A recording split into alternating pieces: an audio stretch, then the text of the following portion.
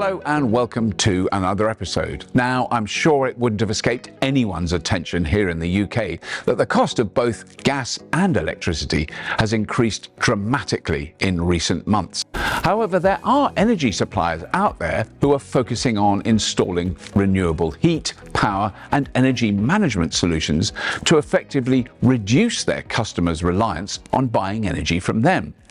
And today I'm delighted to be joined by Chris Carberry, Director of Smart Solutions at ScottishPower, to tell us more about what they're doing to support the transition to cleaner energy in our homes. So hello Chris and welcome to the show. So I understand then ScottishPower are kind of focusing on air source heat pumps now, and I'm really intrigued to know what your customers think of that and how many are saying, oh, we really want to swap away from gas.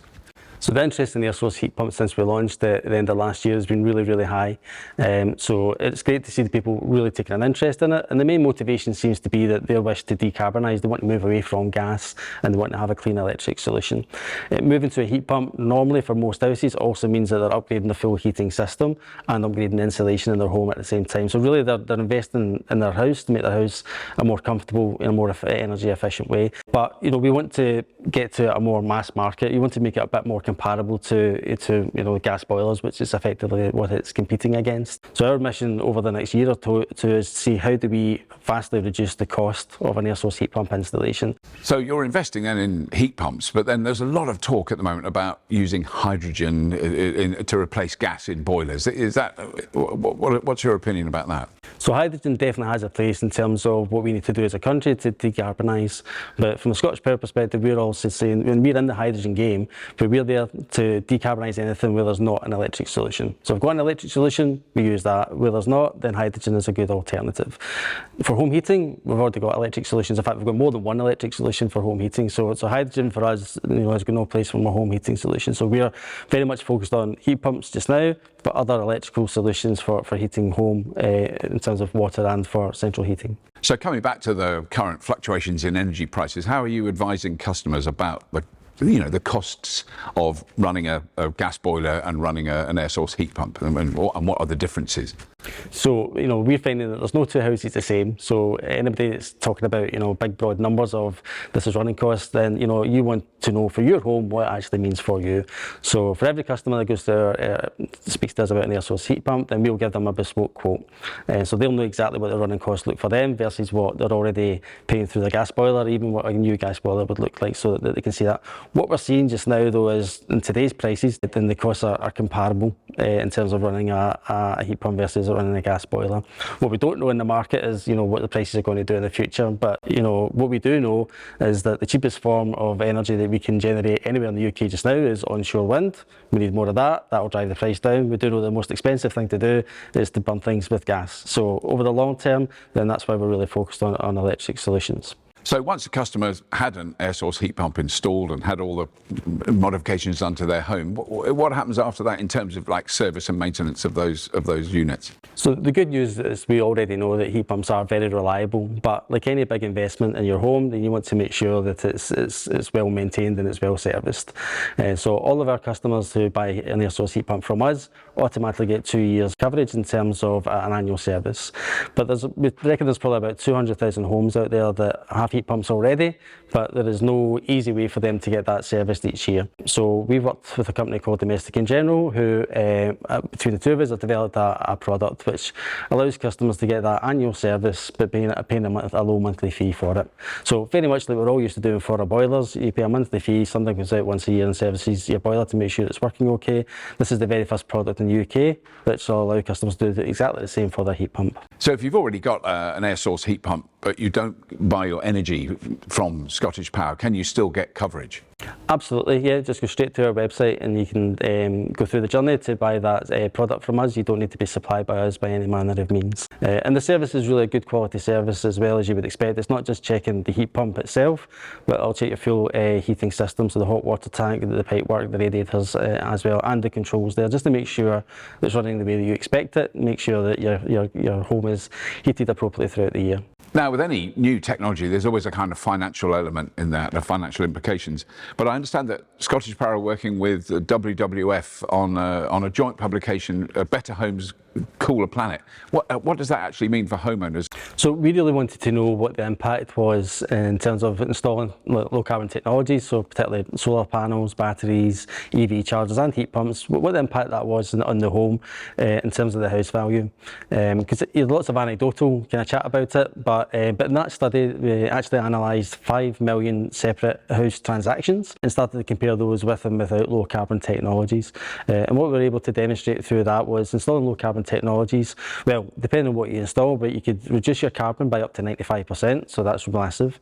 You could reduce your bills by up to £1,800 a year, but actually the house value as well could also increase by up to £10,000 depending on what you do. So different values for different technologies, but if you did the kind of full suite of heat pump, EV charger and solar panels, then your house value could increase by about £10,000. Now what that tells me is that we as people and we as society are valuing these things and they're valuing them more and more as we kind of see people thinking more about how they're using their energy going forward as well. So you're absolutely right. If you're doing an investment for something like a heat pump or for solar panels, then people obviously think about payback as kind of part of that, but we don't easily factor into the fact that actually you're increasing the value of your house. Whether you sell it or whether you want to stay in it, then that's still a good value. So that's really interesting, Chris. So we'll put the links to that in the show notes for this episode, because it's a really amazing thing you're doing there. But you did mention then solar panels and EV chargers, for instance. So that kind of completely shifts the way that we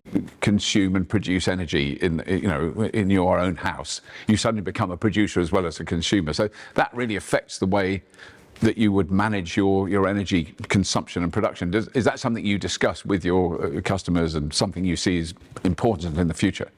Absolutely. So our mission is to help decarbonise the energy system in the UK, and customers, consumers, both businesses and residential, have got an important part to play in that.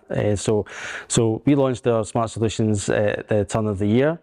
So we are still the only UK energy supplier who supply solar panels, batteries, heat pumps, EV charging, full Great Britain wide. So no matter where you live, no matter what your postcode, then absolutely we can give you a solution. And that's really important to us as well, because we need to provide those solutions to customers to help them make that shift and change.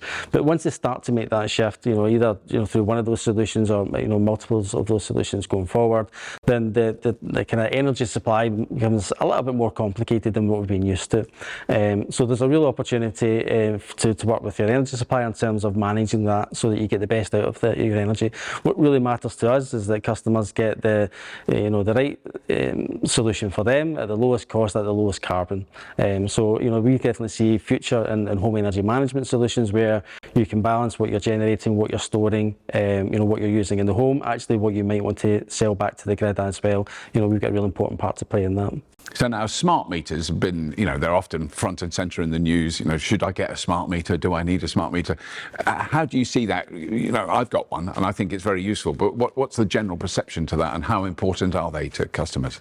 Smart meters are absolutely essential for the road to decarbonisation. I mean, it's the door, it's the gate to allow you to manage your own energy as well. So, and I think at these times when people are particularly concerned about the cost of energy, a smart meter on its own is a really good way to see what you're using, make those adjustments, use a little bit less. But for all those different opportunities in terms of managing your EV charger remotely, managing your heating remotely, a smart meter again really helps to do that as well. So I absolutely urge everybody to get one if they don't already have one. Now, the good news is the majority of the UK do have those just now, so they've got the opportunity to take the benefit of that. So one really good innovation that we have at ScottishPower for our supply customers is an Energy Insight app.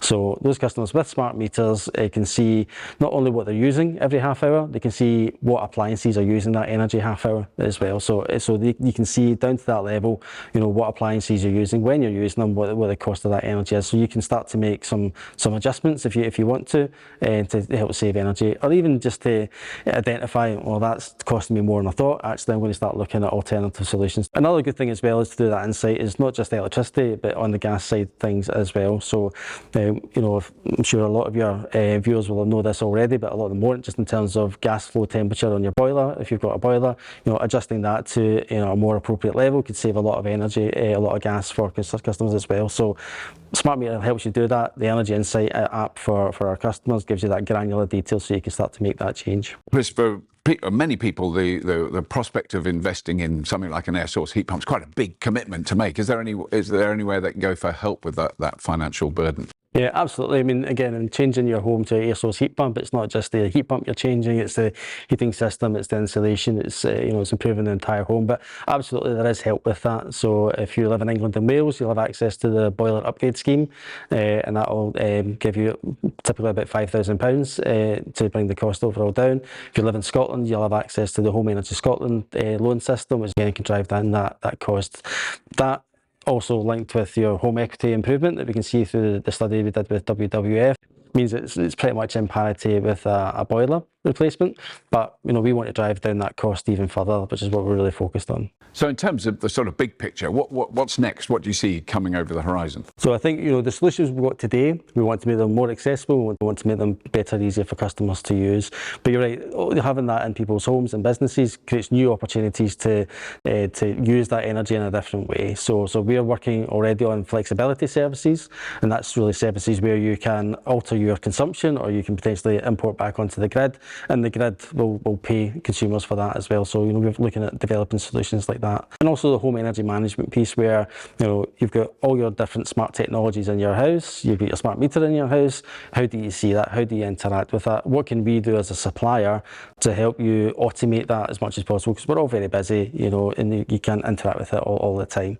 And then when you are relying on the grid for your energy, how can we best design tariffs for you or pricing for you that means that you're getting the best out of that, whether you're using it from the grid or whether you're exporting it back onto the grid. Well, that's fantastic, Chris. Thank you so much for explaining that. And I mean, I think it's really important that a really big company like ScottishPower are making these steps, really positive steps towards decarbonising our homes and helping people understand how that works. So it's really good. So where can people go to find out more about that? Well, as you may expect, the website's the best place, so scottishpower.co.uk for all the products and services that we've got and any new innovations as well, and the usual socials. That's great. Thank you so much, Chris. That's really good. So all the links to everything we've been talking about are in the description box beneath this episode. But that's all. As always, if you have been, thank you for watching.